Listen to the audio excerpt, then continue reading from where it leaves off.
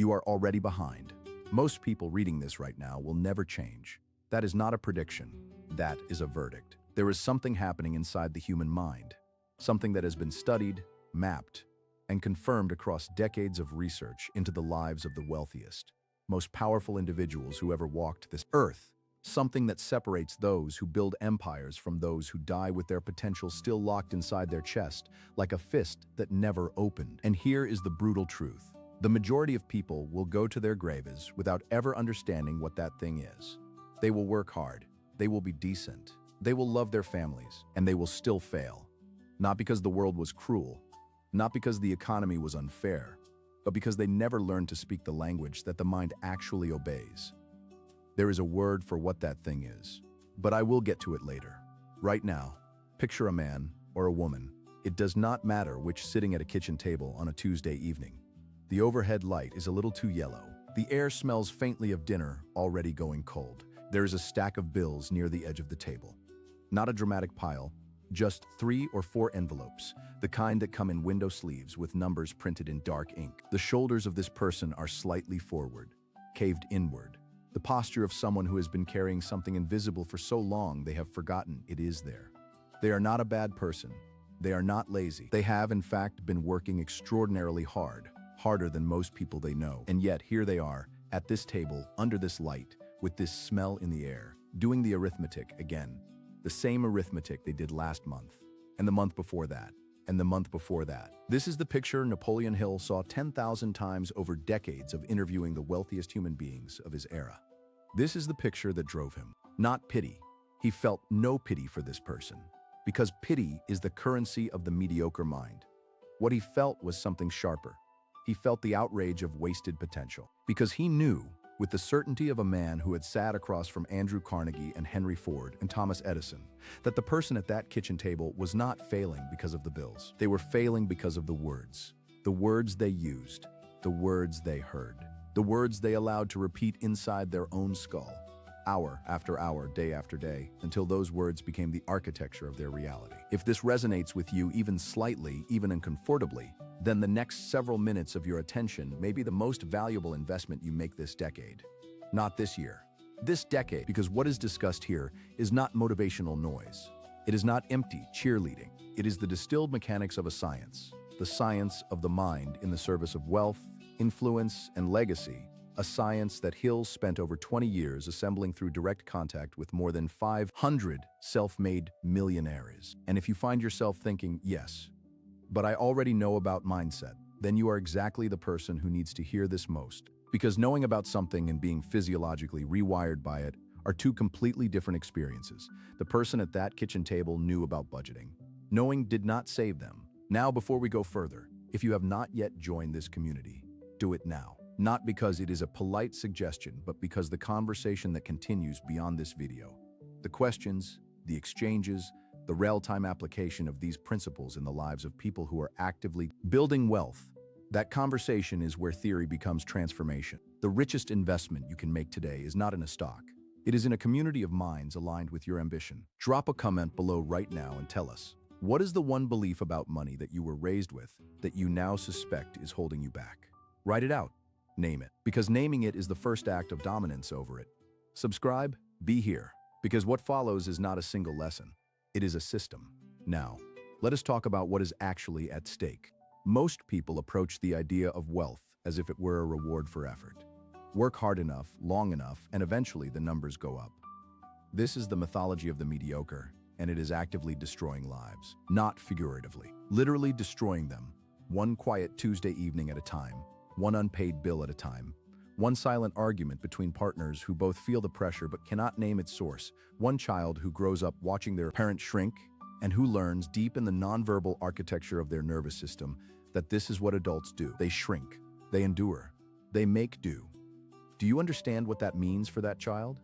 That child is not just watching a financial situation, they are watching a psychological template being installed in real time. The child who watches a parent avoid financial conversations learns to avoid them. The child who hears money discussed in hushed, anxious tones, or worse, never discussed at all, learns that money is a source of shame and dread. The child who sees a parent defer every dream to a future that never arrives learns that dreams are deferred. And then that child grows up, and they sit at their own kitchen table, under their own yellow light, with their own stack of envelopes. This is not about poverty as an economic condition.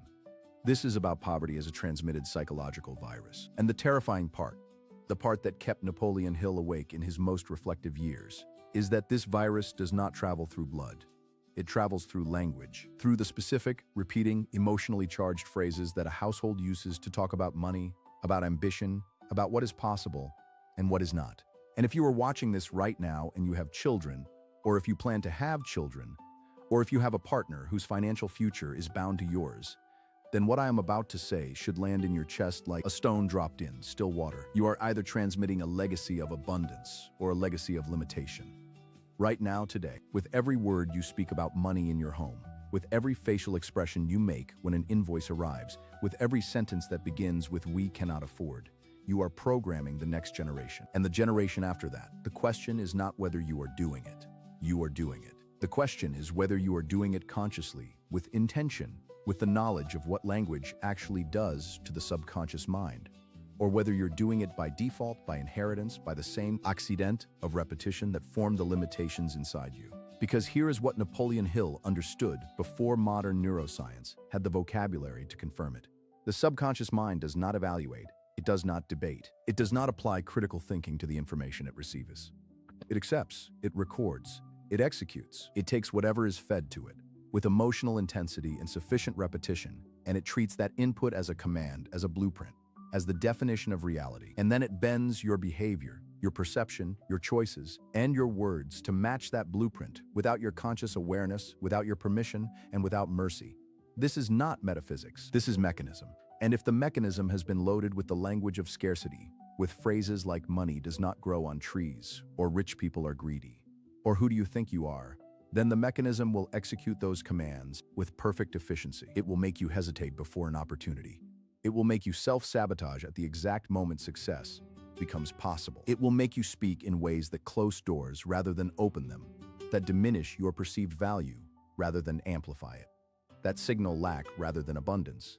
Not because you are weak, but because the machine is running the program it was given. And if you do not interrupt that program, if you do not deliberately, systematically replace it, then the clock will keep moving, not metaphorically, actually moving.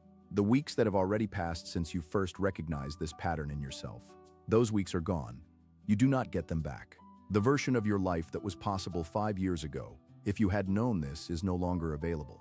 But the version that is possible 5 years from now, if you apply this today, that version is still on the table. That version is the one you owe to yourself. More urgently, it is the one you owe to everyone whose life is shaped by the quality of yours. And yet most people will not act on this, not because they do not want to, not because they lack the intelligence, but because the exact mechanism we are describing, the subconscious program of limitation, will intervene. It will generate a reason to wait. It will tell you that you already know this, that you will start next month, that the timing is not right, that you are too tired, that this is just more motivational content. It will use your own voice to talk you out of your own liberation. That is the cruelest paradox of the mind. The prison keeps itself locked from the inside, using the prisoner's own hands. So let me be direct with you. If you close this video without applying what follows, you are not simply staying where you are. The world does not stand still while you hesitate. Inflation moves, markets move, opportunities have windows. The people who are applying these principles right now, the ones who already understand that the language they use is either an asset or a liability, those people are compounding. Every day they apply this. The gap between them and those who do not widens. Not through luck, not through privilege, through the deliberate daily use of a specific mental technology. And if you do nothing, if you return to the kitchen table and the yellow light and the arithmetic, then 1 year from now, you will be doing the same arithmetic with slightly larger numbers, and the weight on your shoulders will be slightly heavier, and the voice inside you that still believes something better is possible will be slightly quieter. And 5 years from now, it will be quieter still. And 10 years from now, you will have stopped hearing it almost entirely. And then one day, you will be old. Not just in years, but in the specific way that only regret ages a person from the inside out at the level of the spine. And you will know, with the terrible clarity that comes too late to most, that you had everything you needed. The information was available. The principles were knowable. The technology of the mind was yours to use. And you did not use it. That is not a prediction. That is the most common human story ever told, Do not let it be yours. Now, let us talk about what actually works. Napoleon Hill spent his life doing something that had never been done before. He did not speculate about success. He did not theorize. He went directly to the source. He sat in the offices and the homes and the private clubs of the men who had built the industrial age of America. Men like Carnegie, Ford, Rockefeller, Edison, and he asked them a single relentless question in every possible variation. How did you do it? And across more than 500 such conversations, spanning more than 20 years, a pattern emerged that was so consistent, so repeating, so unmistakable, that Hill eventually understood it was not a collection of individual strategies. It was a single underlying principle expressing itself through many different forms. And the form that surprised him most, the one that he returned to again and again in his writing and his lectures, was language. Not the language of formal speeches or polished presentations. The internal language, the specific, habitual, emotionally loaded phrases that these men used to describe themselves, their goals, their relationship to money, and their right to possess it. These men did not speak about wealth the way the person at the kitchen table spoke about it. They did not use the language of hope or wish or maybe someday. They used the language of certainty, of expectation, of already done. And the more Hill examined this, the more he understood that this was not merely a reflection of their success. It was the cause of it. I recall, in my own work, sitting with a man, I will call him Marcus, not his real name, in a small, warm office that smelled of old books and coffee just passed fresh. He had come to understand the principles Hill laid out, at least intellectually, and he was frustrated because they were not working. He said, and I remember this precisely, I want to be wealthy, but it just feels like a lie when I say it. And that sentence told me everything, because he had located the problem exactly without knowing it. The gap between where he was and where he wanted to be was not a gap in effort or strategy. It was a gap in felt certainty. His subconscious mind, trained by decades of limitation language, was rejecting the affirmations of abundance as false input. The machine was working correctly. It was running the old program. And until the new language was delivered with enough emotional intensity and enough repetition to overwrite that program, the new program would not install. This is what Hill called autosuggestion, and this finally is the word I have been circling. Autosuggestion.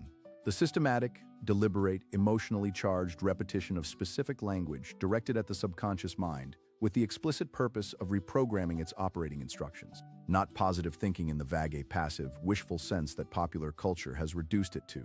Something precise, something disciplined, something that when applied correctly, functions with the reliability of any other well-designed technology. Here's how it works in practice, and I want you to hear this not as theory, but as a sequence of executable steps, because Hill was always ruthlessly practical.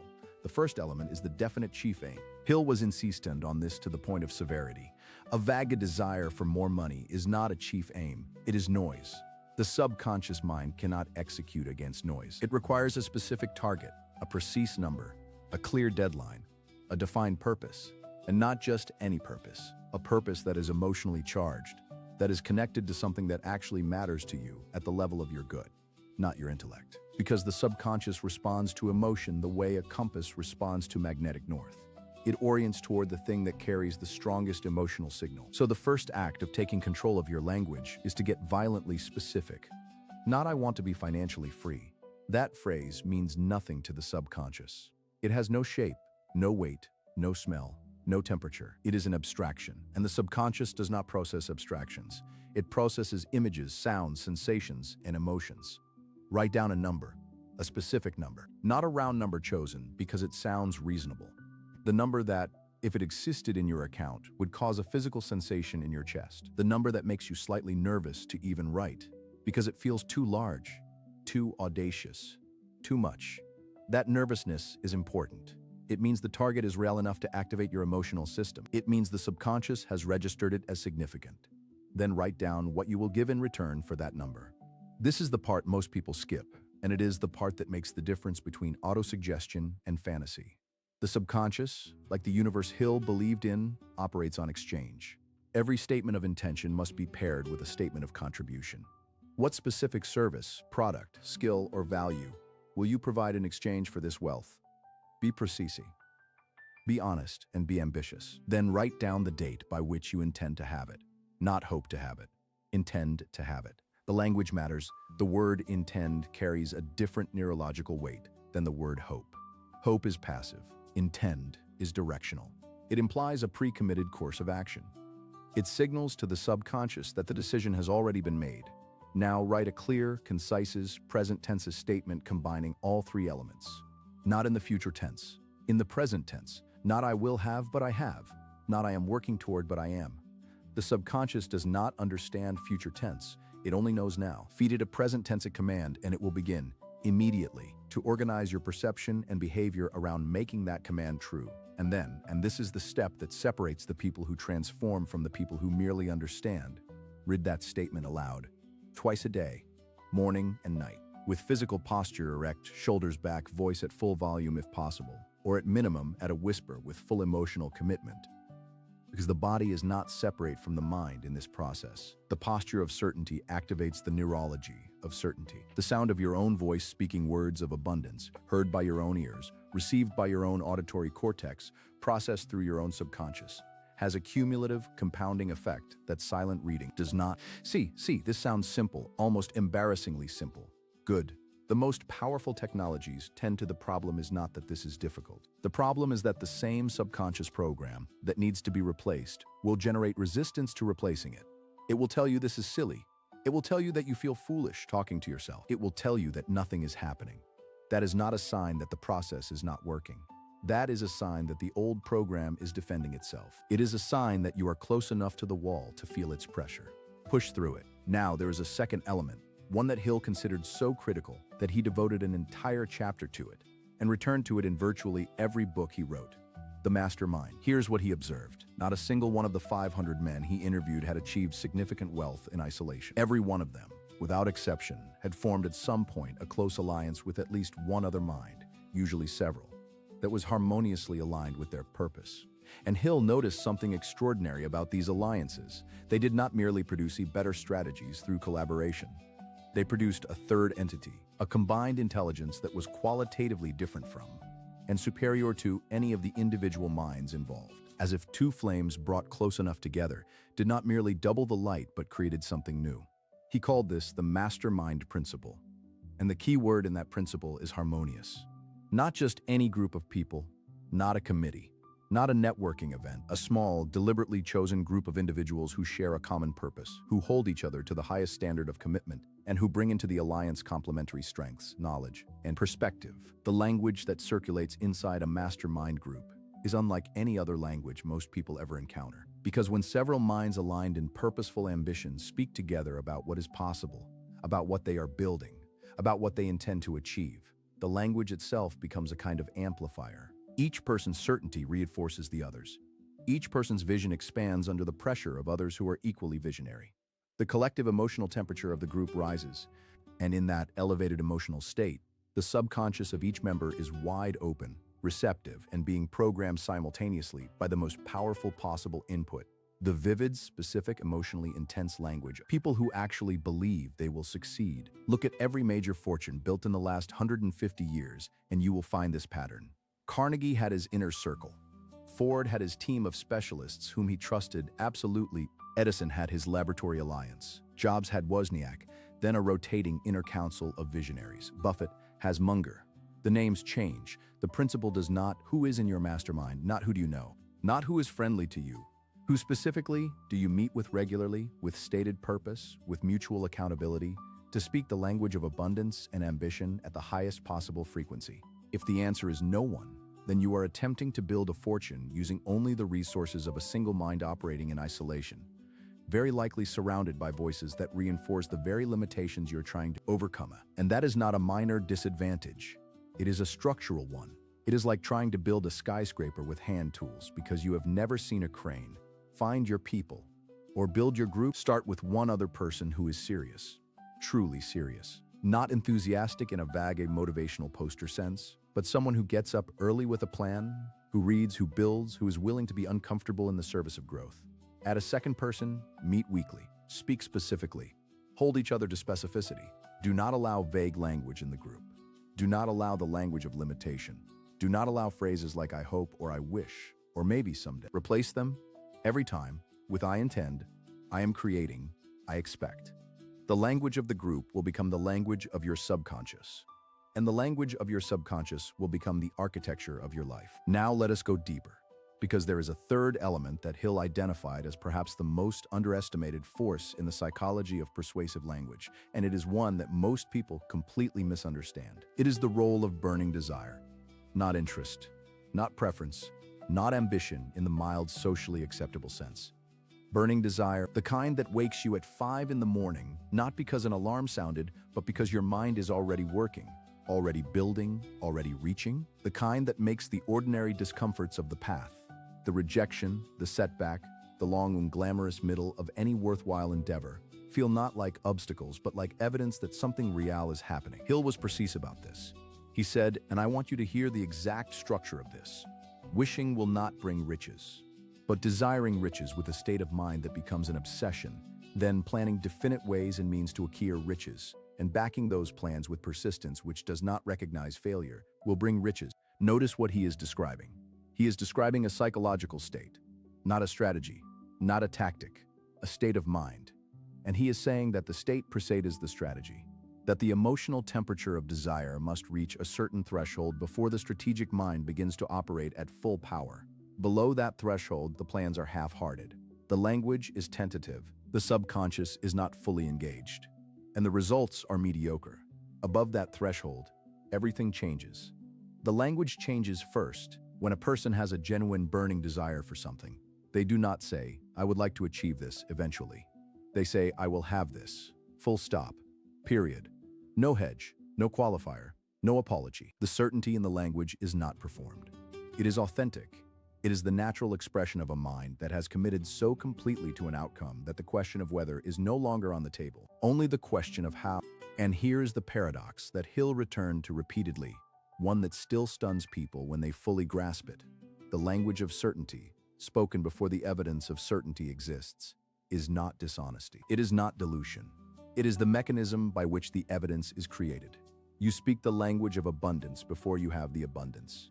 You speak the language of success before you have the success. Not because you are pretending, but because the subconscious mind which controls your behavior, your perception, your energy, and your communication cannot distinguish between a vividly imagined reality and an actual one. It responds to both with equal force. This is why two people of identical intelligence and identical external circumstances can end up in radically different financial positions within a decade. Not because one was lucky, but because one fed their subconscious, the language of abundance, consistently, emotionally, specifically, and the other fed theirs, the language of limitation, equally consistently, equally emotionally, equally specifically. The machine runs the program it is given. Your job is to choose the program deliberately. Now, let us talk about the specific mechanics of persuasive language in conversation. Because this is where the principles we have been discussing become immediately actionable in your daily interactions, in your negotiations, your sales conversations, your leadership, your relationships, and yes, even in the most intimate conversations you have with yourself in the silence of your own mind. Hill observed that the most persuasive communicators he encountered, the ones who could walk into a room and within minutes have shifted the emotional atmosphere of everyone present, had internalized a set of linguistic habits that were so consistent across individuals from such radically different backgrounds and industries that they could not be accidental. They were principles. The first is the principle of emotional primacy. The most persuasive language always addresses the emotional state of the listener before it addresses their intellect. Not because emotion is superior to reason, but because emotion is the gatekeeper of reason. If you speak to someone's intellect while their emotional state is closed, skeptical, or defensive, your words will not penetrate. They will be processed at the surface and discarded. But if you first match, acknowledge, and then subtly redirect their emotional state, their intellect opens. And in that open state, well-reasoned language lands with the force of revelation. This is not manipulation. It is empathy with purpose. The difference between manipulation and persuasion is the difference between moving someone toward what serves you at their expense and moving someone toward what genuinely serves them while also serving your purpose. Hill was clear on this distinction. He was not teaching the art of exploitation. He was teaching the art of aligned influence, the ability to make the truth of your value visible to the people who need it most. The second principle is the principle of specificity as authority. Vague language signals uncertainty.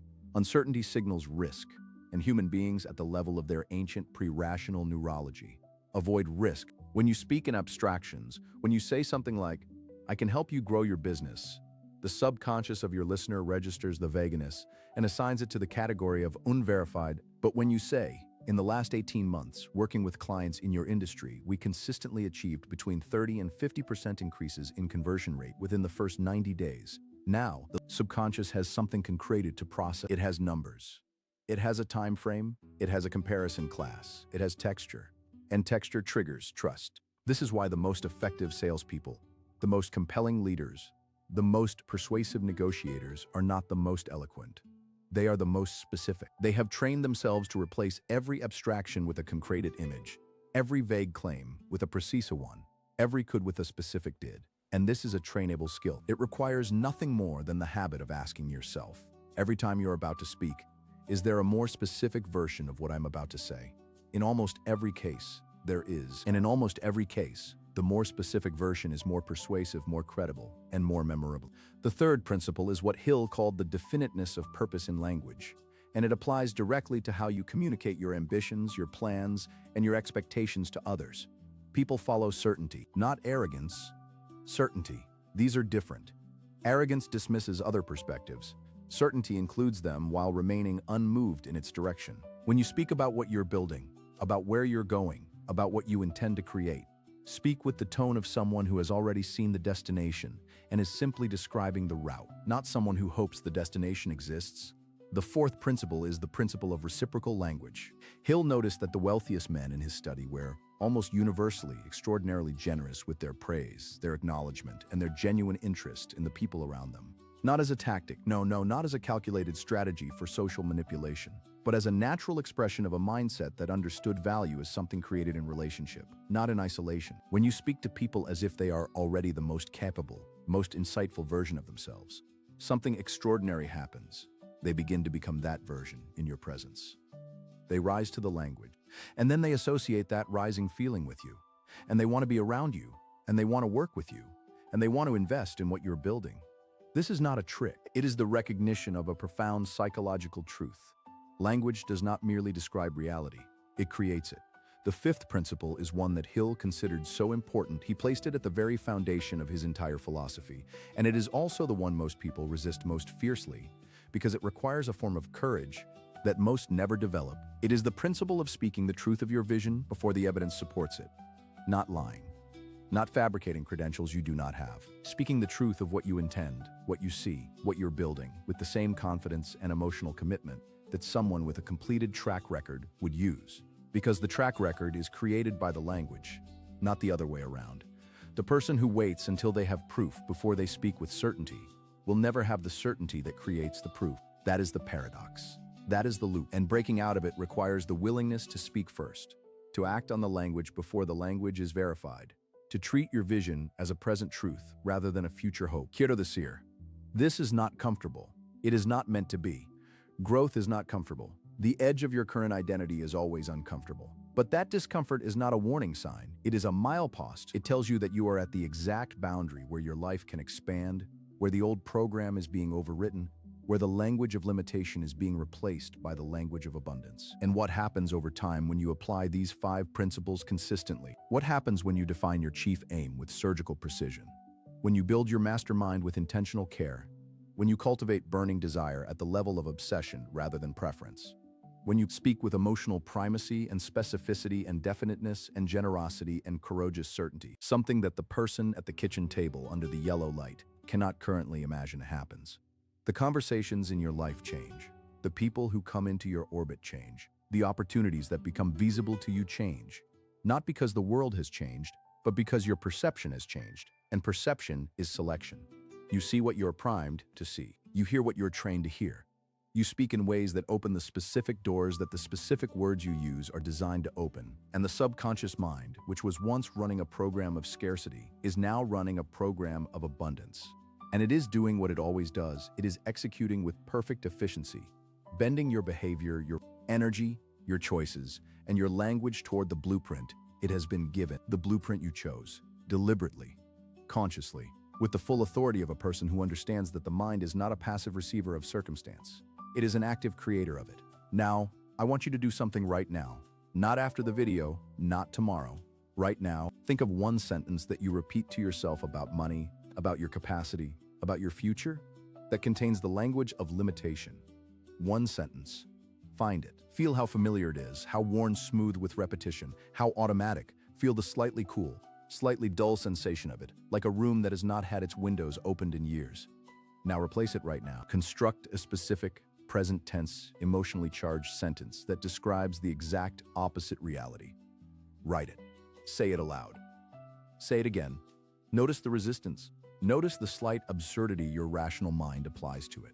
And understand that the resistance and the sense of absurdity are not evidence that the new sentence is false. They are evidence that the old program is still running and that the new sentence is doing exactly what it is supposed to do. Challenging it?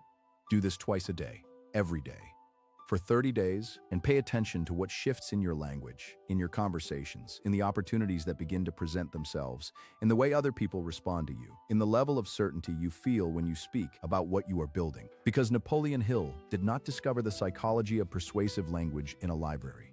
He discovered it in the lives of men who had used it to build the material civilization of a century.